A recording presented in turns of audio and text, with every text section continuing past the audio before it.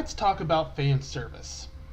No, not the type of fan service Destiny players can expect in the sequel through emblems and other various nods, although cutting everyone out who waited until the game was in any decent shape to actually play to get a good chunk of that is stupid in its own right. What do you expect? It's Activision. That's the standard anymore with them. Nor am I talking about those nods to Captain America in the new Spider-Man movie, or the little animation classroom number you see in almost every Pixar movie. We're not even going to mention the Jason David Frank and Amy Jo Johnson cameos in the latest Power Rangers movie. No, we're talking about the kind of fan service that gets brought up in almost every single time the concept is ever mentioned. The fan service anime, manga, and increasingly video games are known for. Cleavage shots, panty peeks, swimsuits, anything that's revealing of either gender. Though, let's be realistic, this affects women a lot more than men. While it's acceptable in most Eastern countries, us here in the West have a far more approach to it. Games like Dead or Alive Extreme Beach Volleyball 3 are no longer being localized for American audiences because of how they might be received. Ironically, while games like Senrai Kagura Estivus Versus and Galgun Double Peace are brought over. Now, forgive my opinion if you have issue with it because I happen to have a Y chromosome, but I don't find most of these games too bad. Hear me out and let me explain before you judge me on this. Most of these, quote, fan service, unquote, games are actually pretty good mechanics-wise. Estivus Versus, for example, works a lot like the Warriors games, but has enough of a difference to make it a refreshing change of formula. Not to mention they explain the controls much better. Agarist War of Generations has a unique strategy flair to it, so while the focus seems to be on who to marry to get your next-gen kids stats up, there's enough going on where it doesn't feel like it's the central focus. Even games with fan service elements like the costumes from One Piece Pirate Warriors 3 can be forgiven because the mechanics and the story overweigh the fan service. The other thing to keep in mind is that the majority of the women in these games who are the target of these fan service moments are strong, capable women who, without these moments, can easily hold their own in battle and are multidimensional. For example, each of the characters in Senrai Kagura have dynamic personalities, strong talents, and intriguing developments in their story. Of course, you'll have the one obvious character who's, how do I put this without offending anyone? Clearly meant to be of a different mindset. I mean, asking your sister to call you a bitch or a so, that's a bit weird even for Japan. But generally, games like Agarist War of Generations demonstrate that while yes, the female characters do have a breeding aspect to them, stupid as it is, they can hold their own in battle. Omega Quintet has rather questionable design choices for their costumes, but the 5 girls you handle in the game are easily capable of beating the demons attacking the town. In fact, they're the only ones that can do it, because of their talent of singing.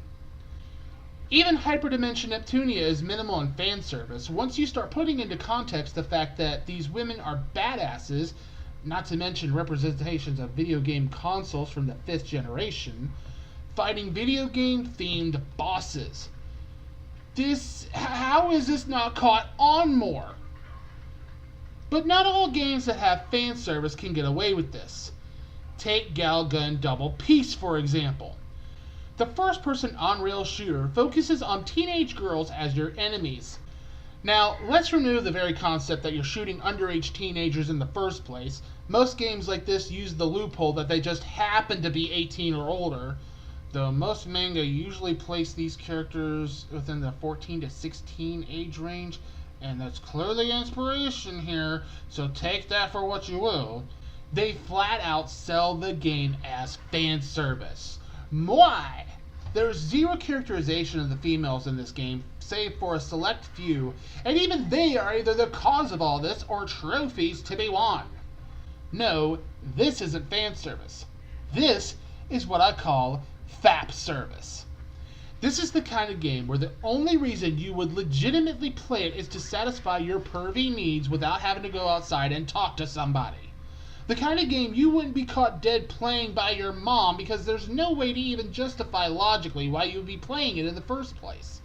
I mean, for fuck's sake, you're using the touchpad on the PS4 controller to touch young girls in erogenous zones to turn them on enough to faint. And according to the game, it's all their fault because they can't control themselves around you regardless of the context. Embrace the Mo? More like embrace the sex crimes. And yes, Senrai Kagura is no exemption of this trend. This summer we'll see the release of Senrai Kagura Peach Beach Splash, where the major concept is that you're playing girls in bikinis with super soakers in the developer's interpretation of a third-person shooter. The fact that you are actively encouraged to shoot same erogenous zones at certain points of these heroines, and that the dressing room is a nightmare even on Fapservice. Seriously, I wish I could show you half the bullshit I saw on there during my playthrough of the game, but I'd get kicked off of YouTube in record time. Make me question why we even have the ratings board at all if stuff like this can get through.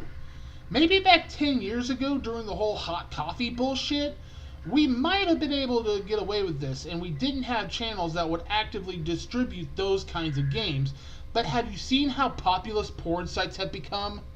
There are alternatives to the mainstream anymore for those kinds of games. I'm not saying Fapservice games shouldn't exist at all. We do have to please the less mature of us in some fashion. But let's stop pretending most of these games are more than they are.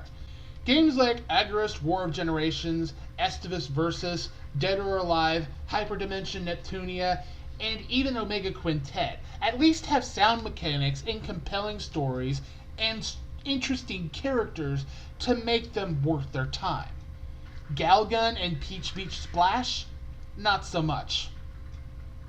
But then again, I am a guy here, so take that for what you will. Do you have something you'd like to add to the conversation? Please leave a comment below, and if you like what you saw, please leave a thumbs up and ring that subscribe bell if you haven't already. Also, check out my Twitter to find out what I'm working on next, and please consider donating to my Patreon to get an influence on further episodes. Thanks so much for watching, and I'll see you in the next video.